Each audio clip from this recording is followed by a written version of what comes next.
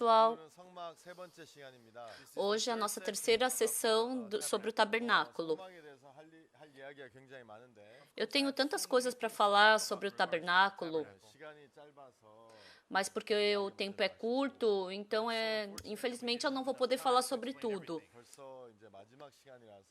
E como agora é o último momento, o meu coração tem uma grande luta sobre o que eu devo falar.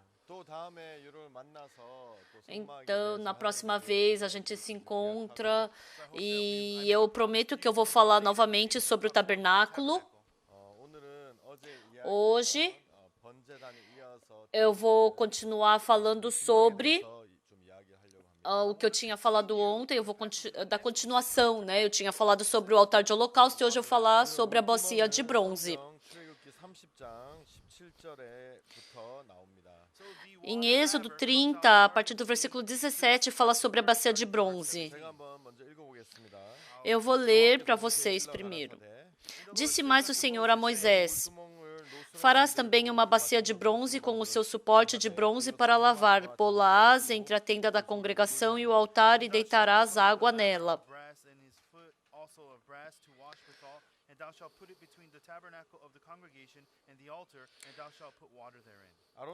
Nela, Arão e seus filhos lavarão as mãos e os pés. Quando entrarem na tenda da congregação, lavar-se-ão com água para que não morram, ou quando se chegarem ao altar para ministrar, para acender a oferta queimada ao Senhor.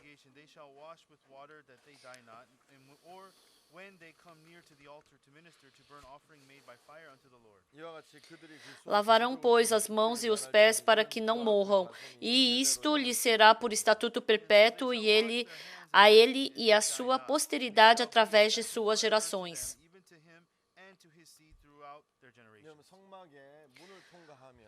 Então, quando você entra pela porta do tabernáculo, a primeira coisa que você se depara é o altar de holocausto. Quando você passa o altar de holocausto, você chega na bacia de bronze. Se você passar na bacia de bronze, você vai se encontrar com o lugar santo e depois do lugar santo vem o lugar santíssimo.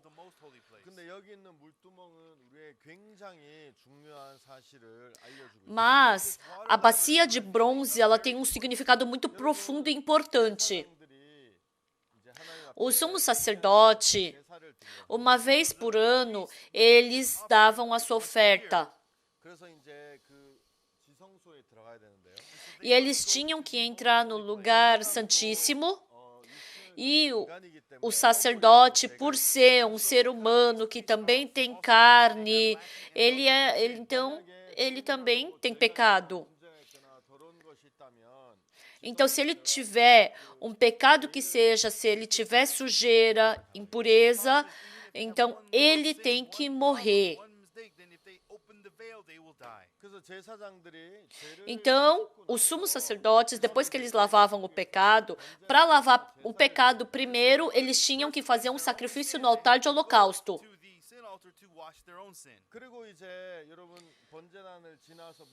E depois que eles passassem o lugar, o altar de holocausto, eles tinham que lavar as mãos e os pés na bacia de bronze. Porque se por acaso tiver alguma sujeira grudada na mão ou nos pés, através disso vai ficar sujo e essa pessoa pode morrer diante de Deus. E assim, eles tinham que lavar as mãos e os pés na bacia de bronze.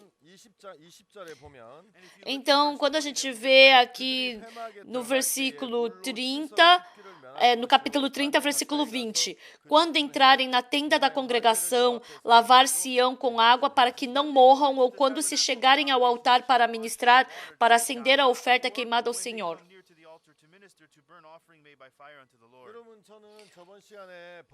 Na vez passada, eu falei para vocês sobre o altar de holocausto.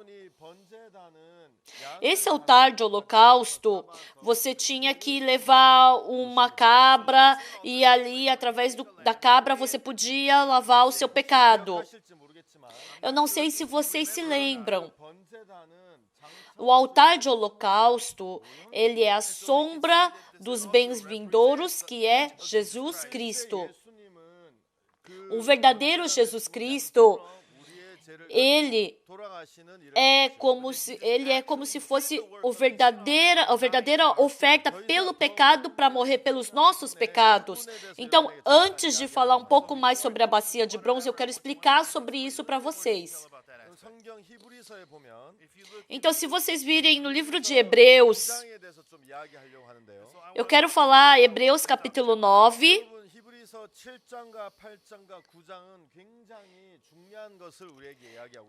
O livro de Hebreus 7, 8 e 9 falam algo muito importante para a gente. Porque para os judeus, a coisa mais importante são três coisas. Primeiro, os mandamentos. Segundo, o templo. Terceiro, o sacerdote. Então, o sacerdote, o mandamento, o templo, todas essas coisas.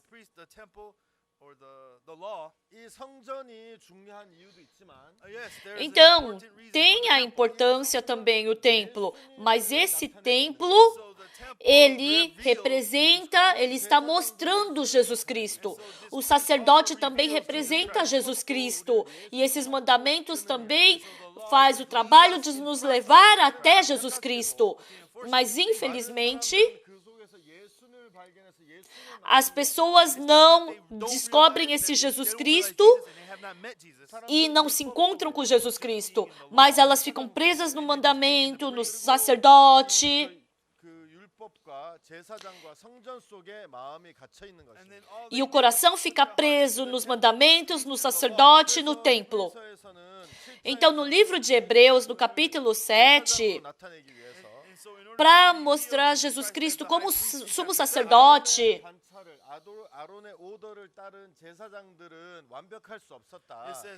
então, os descendentes de Arão, eles não podiam ser perfeitos.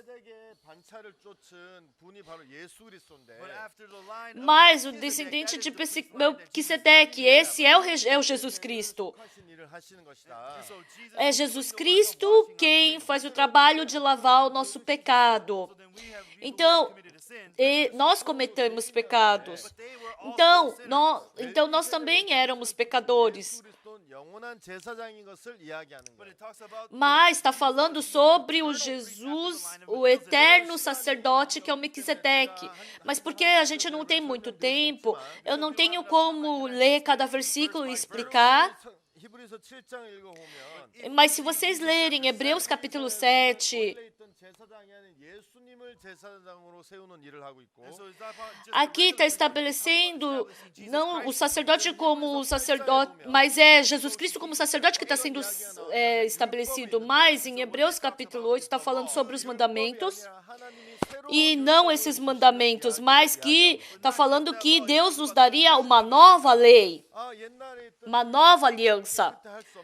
Aquela antiga lei não podia nos purificar, mas não essa lei. Está falando sobre Deus nos dar uma nova lei. Em Hebreus capítulo 9, está falando sobre esse tabernáculo, esse templo. Não o templo que foi estabelecido em Zorobabel, mas aquele templo que está lá no céu, onde Jesus Cristo já purificou todos os nossos pecados. Se a gente vê no livro de João, Jesus Cristo estava passando pelo templo e tinham vendedores de pombas e também cambistas. Ele viu ovelhas e bois ali dentro do templo. Então, Jesus Cristo, ele pegou e fez um azarrogue de cordas, começou a expulsar os animais, virar a mesa. Jesus Cristo nunca mostrou esse tipo de imagem. Jesus Cristo curou o enfermo, ajudou as pessoas coitadas. Mas Jesus Cristo ficou muito bravo. E ele não somente falou, mas com a sua própria mão, ele fez um chicote, começou a expulsar tudo, bater, derrubar. E ali, o que ele falou? Destrói esse templo. Esse templo vai cair, vai ser destruído e eu vou reconstruí-lo em 3 dias. As pessoas disseram, mas demorou 46 anos para construir esse templo. Como em 3 dias você vai conseguir reerguê-lo? Não faz sentido. E eles começaram a xingar Jesus Cristo. Mas, pessoal, o verdadeiro templo não é esse templo da terra. Jesus Cristo em si era o templo. E Jesus Cristo, morrendo na cruz, ele criou um templo no nosso coração. O verdadeiro sacrifício é Jesus Cristo. Essa é a verdadeira oferta. Mas as pessoas não tinham olhos para enxergar isso.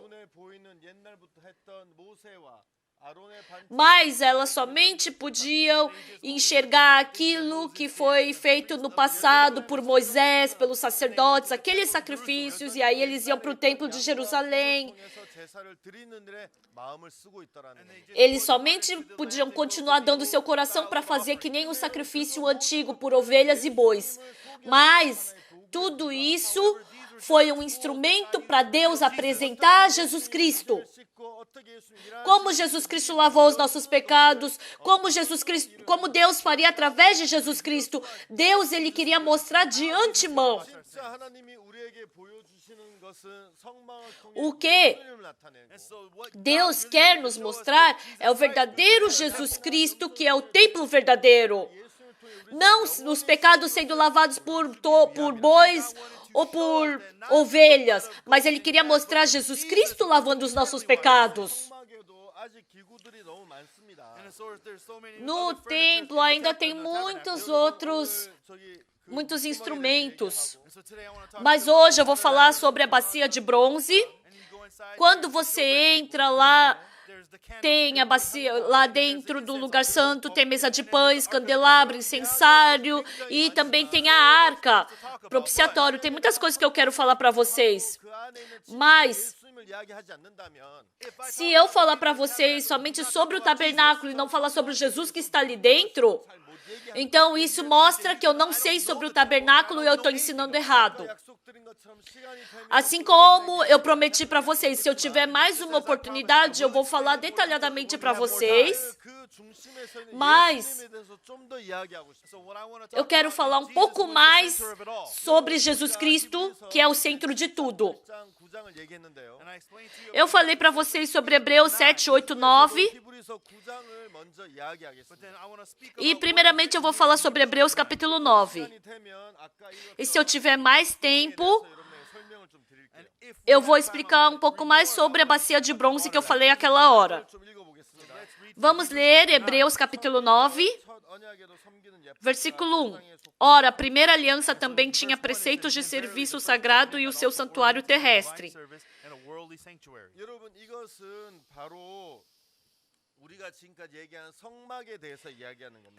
Isso está falando sobre o tabernáculo que nós falamos até agora. Versículo 2. Com efeito, foi preparado o tabernáculo, cuja parte anterior, onde estavam o candeeiro e a mesa e a exposição dos pães, se chama o santo lugar. É o que nós falamos até agora, né? Por trás do segundo véu se encontrava o tabernáculo que se chama o Santo dos Santos. Se você entrar no lugar santo, tem o candelabro, mesa dos pães e incensário. Mas se você passar para a parte de trás, tem o lugar santo dos santos. Versículo 4. Ao qual pertencia um altar de ouro para o incenso e a arca da aliança totalmente coberta de ouro, na qual estava uma urna de ouro contendo maná, o bordão de Arão que floresceu e as tábuas da aliança.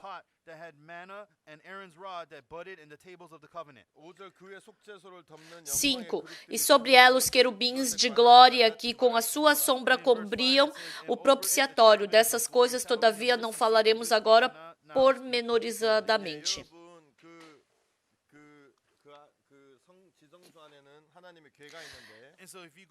Então, se você entrar no lugar santíssimo, tem a arca de Deus, e ali dentro da arca tem o maná, tem o bordão de Arão, tem uma urna de ouro contendo maná, tem o bordão de Arão, que floresceu, né? E as tábuas da aliança. E sobre ela tem uma tampa que cobre tudo isso. Esse lugar a gente pode chamar que é o lugar do propiciatório, o lugar da misericórdia. Em cima dessa arca tem o propiciatório, né, que tem os 2 querubins encobrindo com as suas asas. Assim como nós falamos até agora, eu estou explicando sobre o tabernáculo para vocês. Então, no versículo 6, ora, depois de tudo isto, assim preparado, continuamente entram no primeiro tabernáculo os sacerdotes para realizar os serviços sagrados. Então, os sacerdotes, eles podem chegar ali na primeira parte para fazer os serviços sagrados uma vez por semana. Eles têm que trocar também os pães da mesa de pães. Com frequência, eles entram no lugar santo. E também, ali no candelabro, eles têm que encher de óleo. Mas, se vocês virem aqui no versículo 7, mas no segundo, está falando o segundo, né? No segundo, está falando, quer dizer, o lugar santíssimo. Lugar santo dos santos. Mas no segundo, o sumo sacerdote, ele sozinho, uma vez por ano, não sem sangue, que oferece por si e pelos pecados, não sem sangue, que oferece por si pelos pecados de ignorância do povo. Ali na parte de dentro está separado entre o lugar santo e santo dos santos. Então, o lugar santo, ele vai frequentemente por causa das coisas que ele tem que fazer. Mas o lugar santo dos santos, ele só pode entrar uma vez por ano e é só o sumo sacerdote. Por quê? Uma vez por ano, ele tem um dia para lavar o pecado de todo o povo de Israel. E nesse dia, o sumo sacerdote entra sozinho. Então, o que está falando? Não sem sangue. Por quê? Lá, para você entrar, você tem que ter sangue. A outra vez eu falei, não falei? Por que tem que levar o sangue? Porque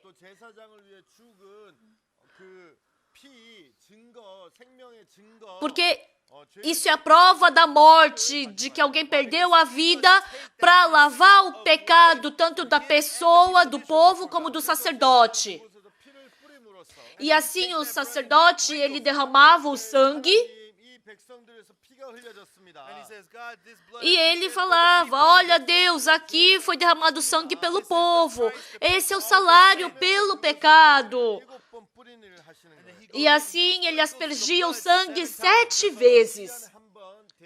Por isso, uma vez por ano, o sumo sacerdote com sangue entrava no lugar santo dos santos. Vocês estão entendendo? Versículo 8. Querendo com isto dar a entender o Espírito Santo que ainda o caminho do santo lugar não se manifestou enquanto o primeiro tabernáculo continua erguido. Versículo 9.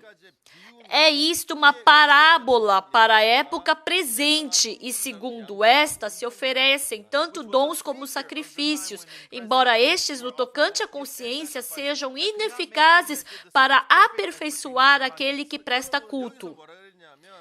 Então, o que está escrito aqui?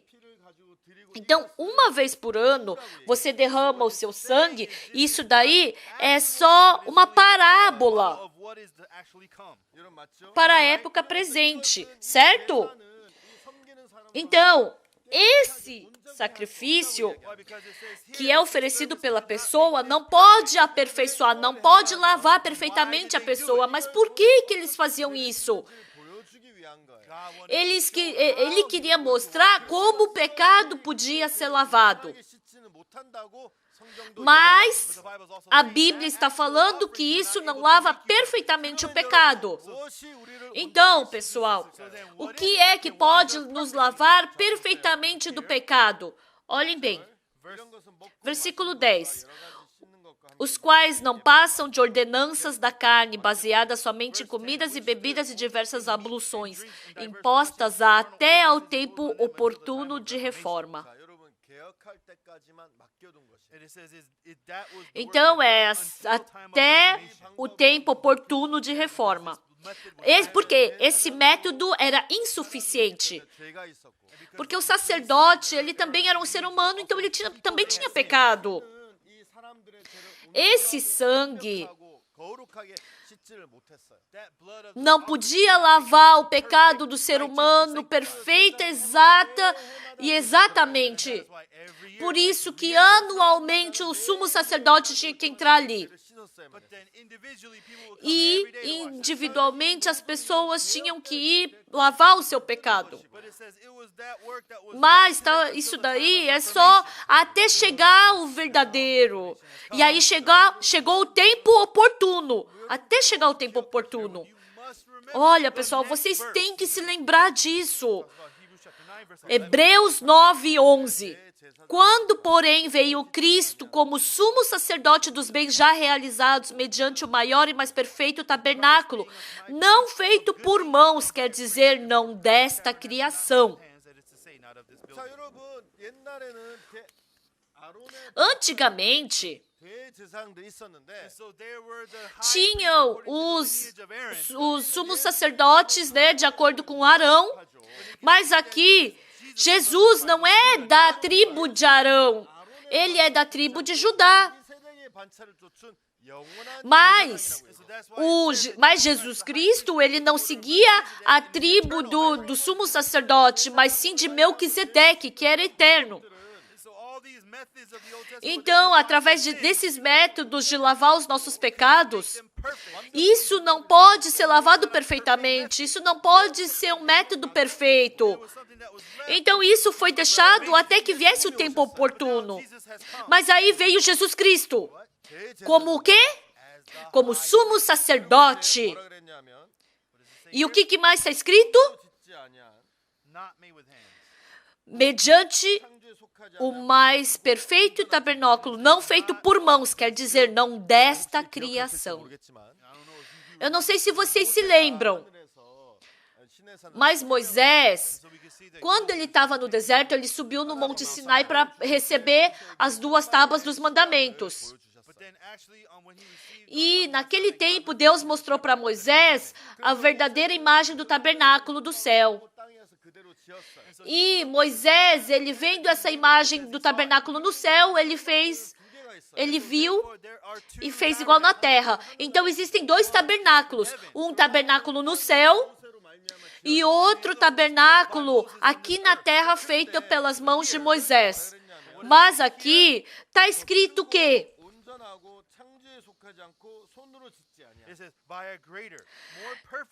Mediante o maior e mais perfeito tabernáculo, não feito por mãos, quer dizer, não desta criação.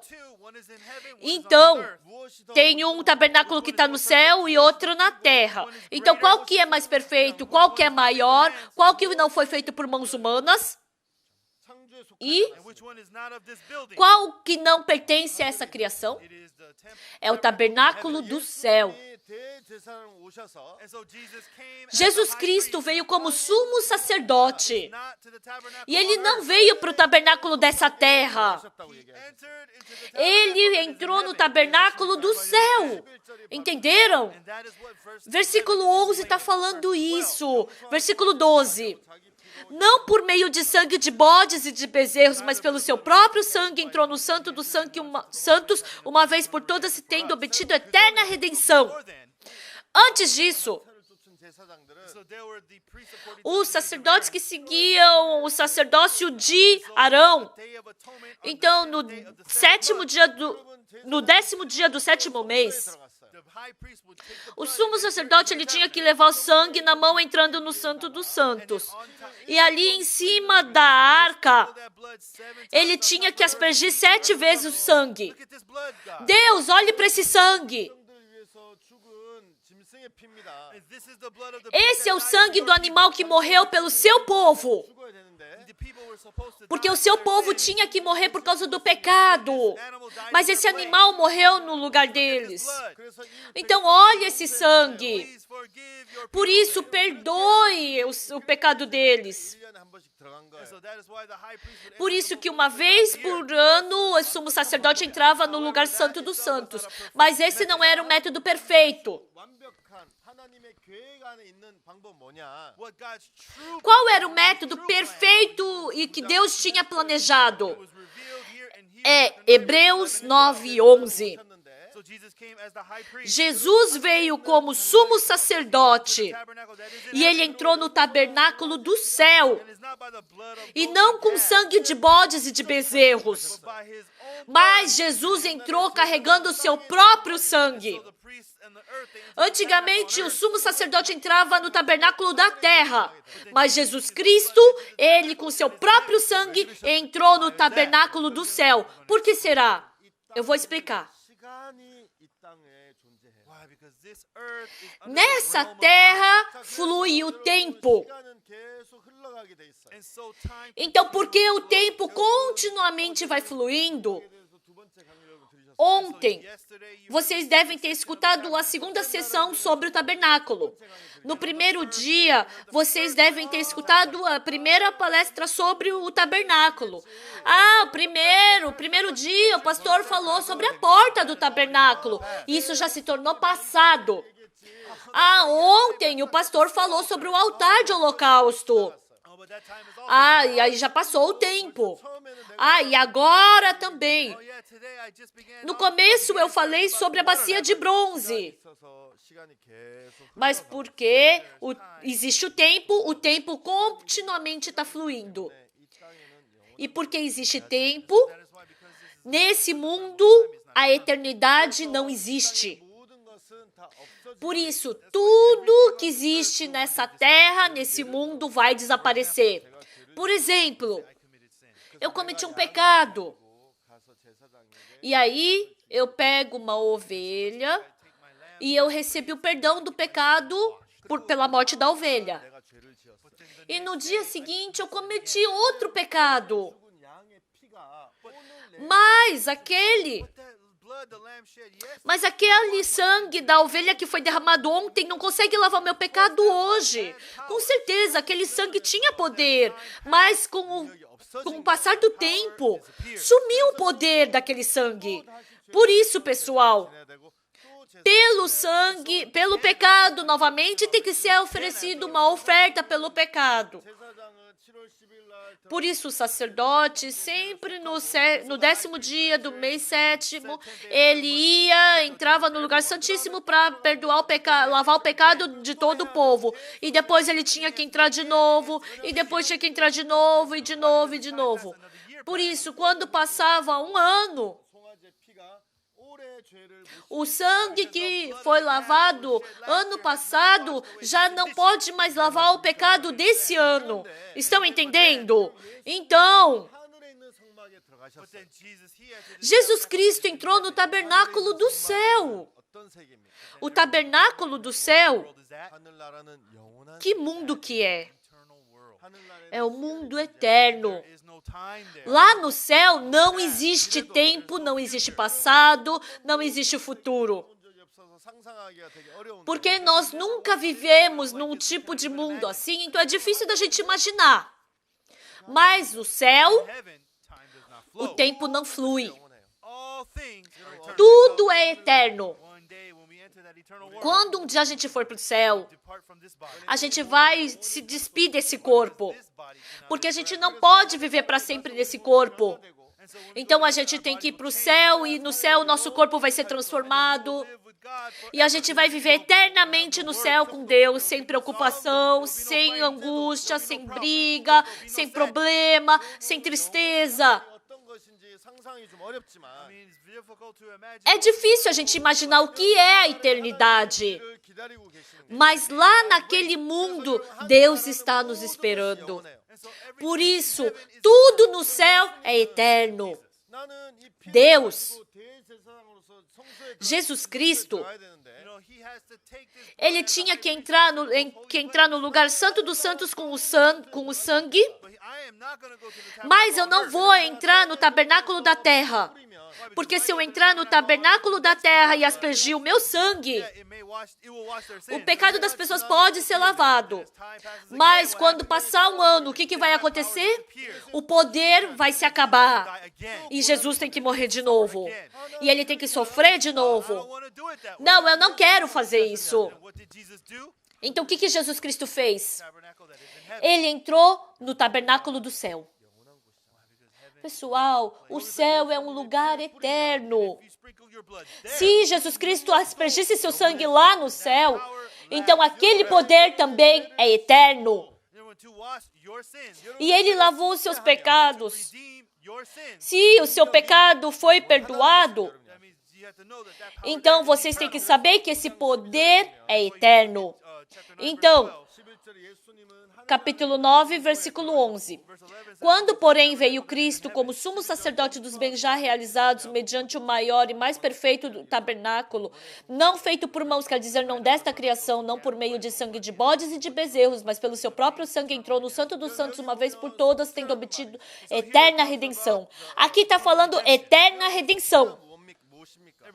O que é eterna redenção?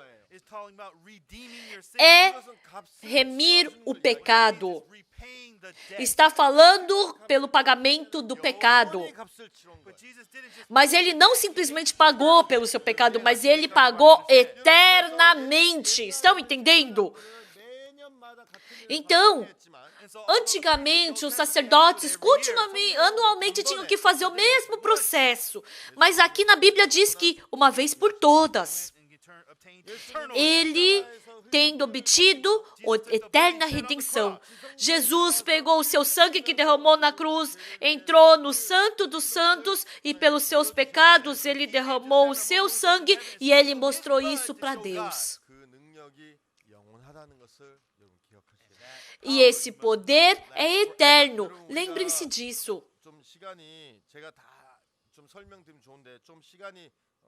Então seria muito bom poder explicar tudo, né? Mas como a gente não tem muito tempo, eu vou explicar para vocês Hebreus capítulo 10. Pessoalmente, eu gosto muito desse capítulo de Hebreus 10. Porque aqui tem muitas partes importantes do que nós falamos até agora.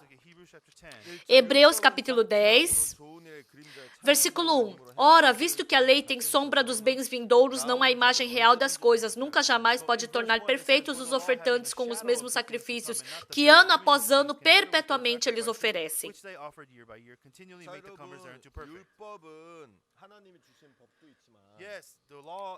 Então, essas leis, tem a lei que Deus deu, e seguindo a lei de Deus, a gente acaba cometendo pecado, e aí tem que sacrificar para lavar o pecado. É sobre isso que está falando.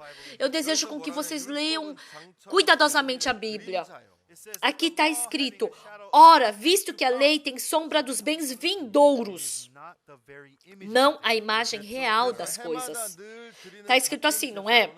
Por isso, nunca jamais pode tornar perfeitos os ofertantes com os mesmos sacrifícios que ano após ano, perpetuamente eles oferecem.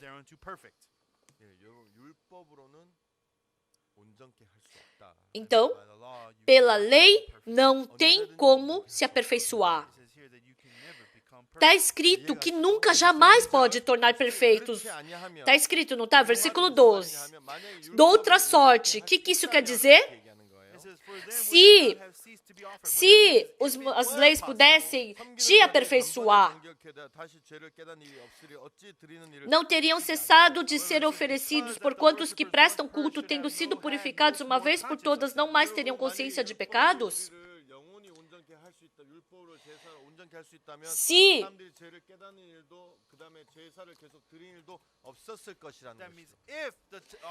Então, se a lei pudesse nos limpar, então a gente não precisaria ter sacrifício pelo pecado, a gente não precisaria derramar sangue. Mas está escrito, porquanto os que prestam culto, tendo sido purificados uma vez por todas, não mais teriam consciência de pecados? Porque esses sacrifícios não conseguem lavar nossos pecados para sempre. Por isso, o versículo 4.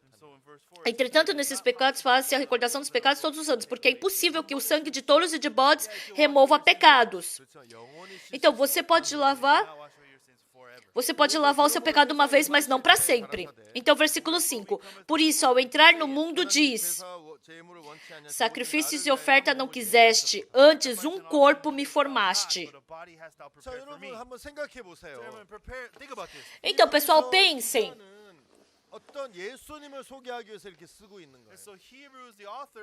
O livro de Hebreus foi escrito para nos apresentar Jesus Cristo. Então, independente de o que vocês pensaram até agora, deixem de lado um pouquinho e vamos abrir os ouvidos para a palavra. Então, no livro de Hebreus, está falando o quê? Pela lei não dá. Então, pelos mandamentos, você não pode perdoar seus pecados. Você nunca vai poder ser aperfeiçoado pela lei. Então não existe sacrifício que possa nos purificar. Por isso, Deus, Ele não queria esse tipo de sacrifício. Por isso que está escrito que Deus, Ele preparou um corpo para mim. Então, o que isso quer dizer? Então, esse corpo, como é que ele foi formado? Então, esse corpo, o que ele pode fazer? Pessoal, diante da gente lavar o pecado, olha, eu não fico feliz com os mandamentos, eu não fico feliz com os sacrifícios, porque esses sacrifícios não lavam seus pecados para sempre. Por mais que você fique lavando seus pecados, você não lava tudo perfeitamente. Por isso que eu preparei um outro corpo para você. Então, Ele ter preparado um outro corpo, o que isso quer dizer? O que é que esse corpo pode fazer? Eu acho que todos vocês devem ter respondido. Ele pode lavar nossos pecados eternamente. Se o sangue dos animais não pudessem lavar os nossos sangue, se esse sangue dos animais pudesse lavar nossos pecados para sempre, então Deus não precisaria preparar Jesus Cristo. Mas porque esses animais não podiam nos lavar eternamente, Deus, Ele abandonou esse método e preparou um corpo. Versículo 6. Não te deleitaste com holocausto e ofertas pelo pecado. Deus não se alegrou com esse tipo de oferta. 7. Então eu disse, eis aqui estou, no rolo do livro está escrito a meu respeito, para fazer, ó Deus, a tua vontade.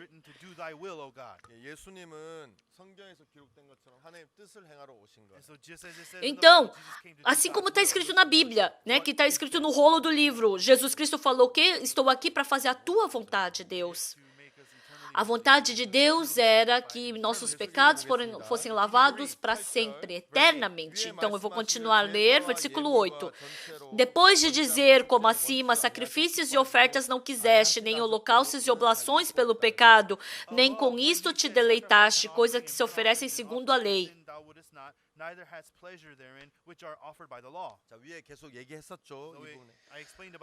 Então, continuamente lá na parte de cima está falando sobre isso. Versículo 9. Então acrescentou, eis aqui estou para fazer, ó Deus, a tua vontade. Remove o primeiro para estabelecer o segundo.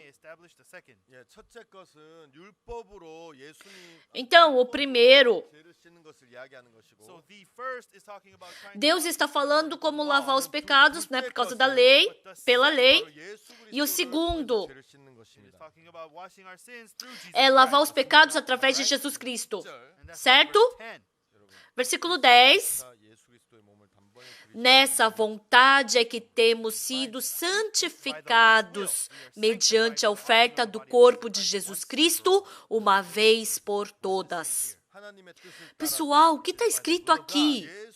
Nessa vontade é que temos sido santificados mediante a oferta do corpo de Jesus Cristo, quantas vezes? Uma vez por todas. Temos sido santificados. Então, eu oferto pelo pecado e depois meu pecado é lavado, mas depois eu peco de novo e sou sujo, então isso não é eterna redenção. Então não é uma santificação eterna. Então se a gente é santificado para sempre, então é uma vez para sempre. Então se você pode quebrar essa santificação, então não é uma verdadeira santificação. Mas está escrito nessa vontade é que temos sido santificados mediante a oferta do corpo de Jesus Cristo uma vez por todas. Então eu quero falar uma coisa para vocês, eu quero perguntar, vocês são santos? Eu já perguntei assim para as pessoas. Sabe o que as pessoas me respondem? Eu não sei se entre vocês pode ter alguém com esse coração. Eu não consigo ser santo. Por quê? Porque eu não cumpri bem os mandamentos. É porque ultimamente estou tão ocupado que eu não estou indo para a igreja. Eu não consegui parar de fumar. Eu estou bebendo. Eu cometi pecado. Pessoal, olhem para a Bíblia. O que a Bíblia diz? Como nós fomos santificados? Vocês foram santificados porque foram bonzinhos, viveram de uma forma bondosa, fazendo boas obras? Não! Se vocês pensavam dessa maneira, vocês foram enganados por Satanás. Por quê? A Bíblia diz claramente o quê? Mediante a oferta do corpo de Jesus Cristo que nós fomos santificados. Como nós fomos santificados? Porque eu parei de fumar? Porque eu cumpri bem os 10 mandamentos? Porque eu fui bem na igreja aos domingos? Porque eu fiz boas obras? Porque eu ajudei aos outros? Não! O que a Bíblia diz? Como nós fomos santificados? Pela oferta do corpo de Jesus Cristo. Certo? Então eu gostaria de lhes perguntar uma coisa. Jesus Cristo, conforme a vontade de Deus, ele ofereceu o seu corpo? Se ele ofereceu, se ele ofertou o seu corpo, então nós somos santos. A Bíblia testemunha isso. Vocês podem se enxergar como pessoas falhas, fracas, mas o que a Bíblia diz? A Bíblia diz que só se eu parar de fumar eu sou santo? A Bíblia diz que eu tenho que cumprir bem os mandamentos. Deus falou que não queria nos santificar pelo método dos mandamentos. Deus não se alegrou com isso. Deus não se deleitou disso. Então Deus queria que a gente se santificasse como? Pela oferta do corpo de Jesus Cristo. Pessoal, vida espiritual não é olhar para a nossa pessoa. Vida espiritual é olhar para Jesus Cristo. Vocês não devem olhar para si mesmo pensando que vocês são santos ou não.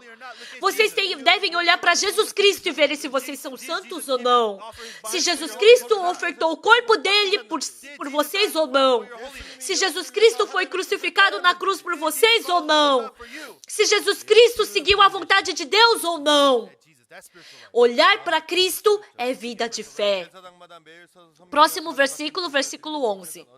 Ora, todo sacerdote se apresenta dia após dia a exercer o serviço sagrado e a oferecer muitas vezes os mesmos sacrifícios, que nunca jamais podem remover pecados.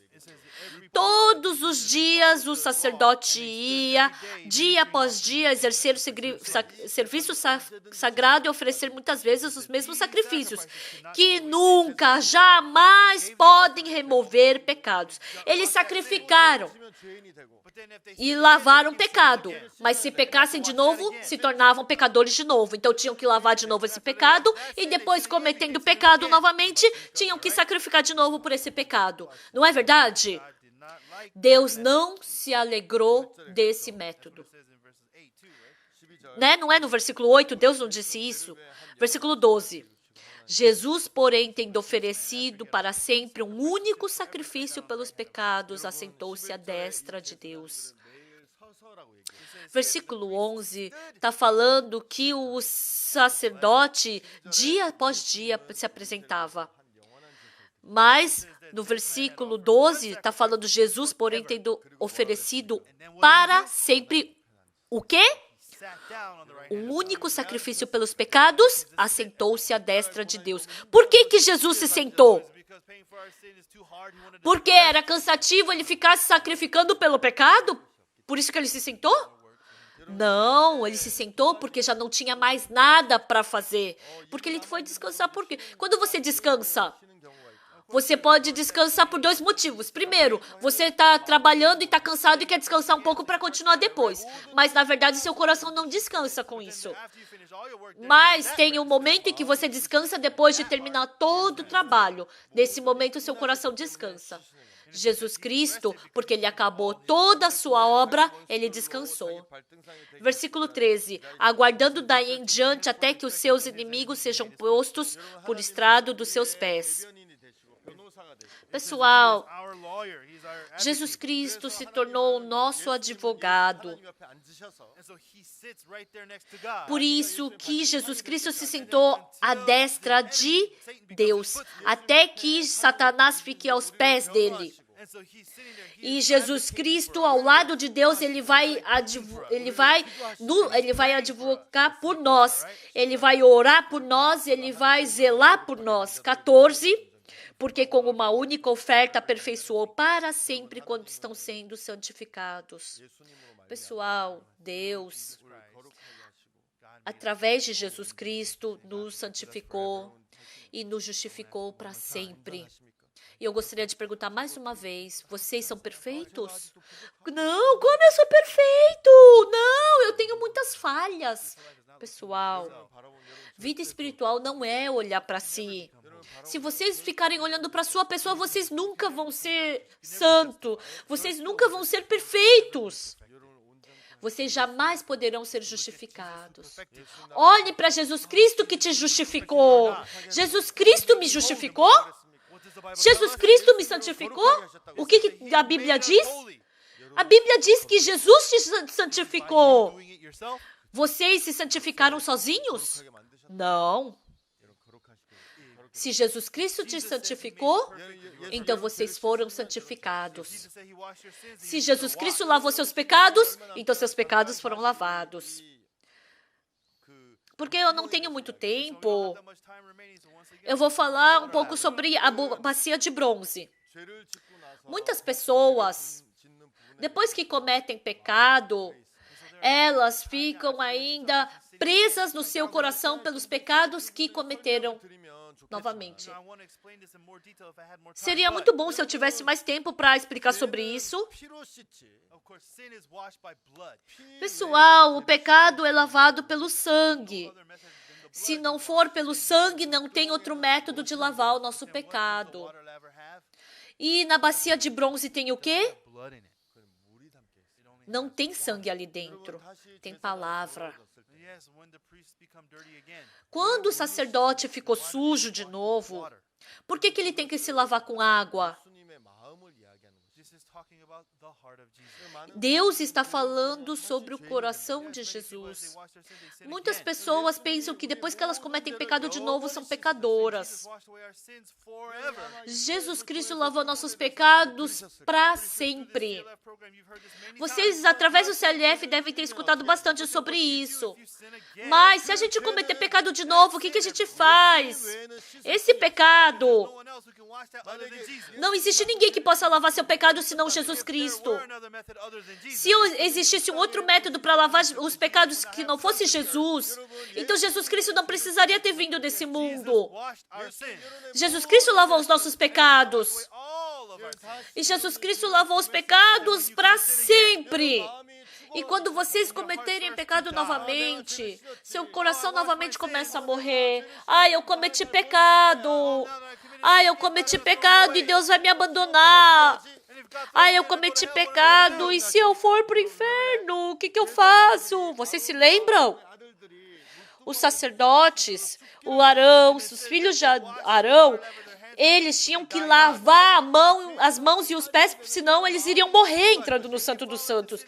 Se vocês caírem no pecado de novo, seu coração morre. E nesse momento, o que você tem que fazer? Você tem que ir para a bacia de bronze e lavar suas mãos e seus pés. O que é a água? A água é a palavra de Deus. Ah, eu cometi pecado. Deus vai me abandonar. Então esse pecado começa a matar seu coração. E novamente você abre a Bíblia. Ah, é verdade. O sangue de Jesus Cristo me aperfeiçoou. O sangue de Jesus Cristo me lavou perfeitamente. Ah, Jesus Cristo me aperfeiçoou para sempre. Eu sou santo. Novamente falando sobre essa palavra, você ganha força e esperança no coração de novo.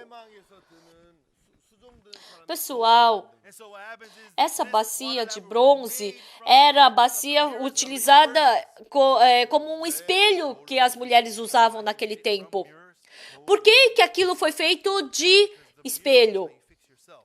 Espelho é para se consertar.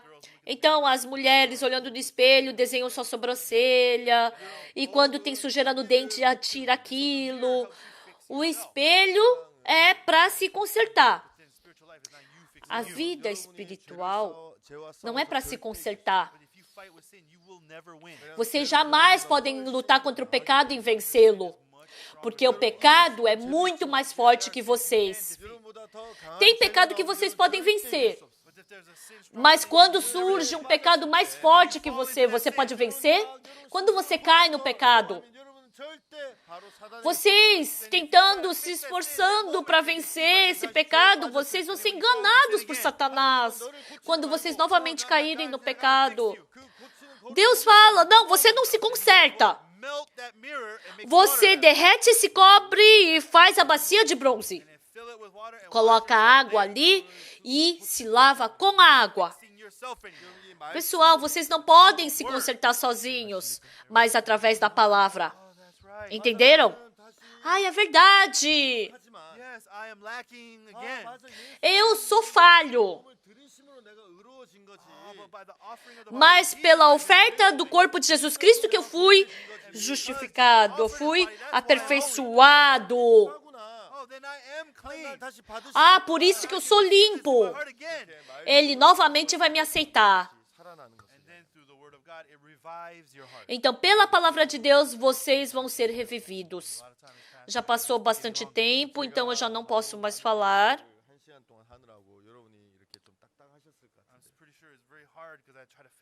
Eu acho que foi um pouco duro para vocês, porque eu queria falar muitas coisas em uma hora, né? Mas ruminem uma vez essa palavra que eu falei e que vocês possam ter esperança novamente no seu coração. Muito obrigado por esse momento.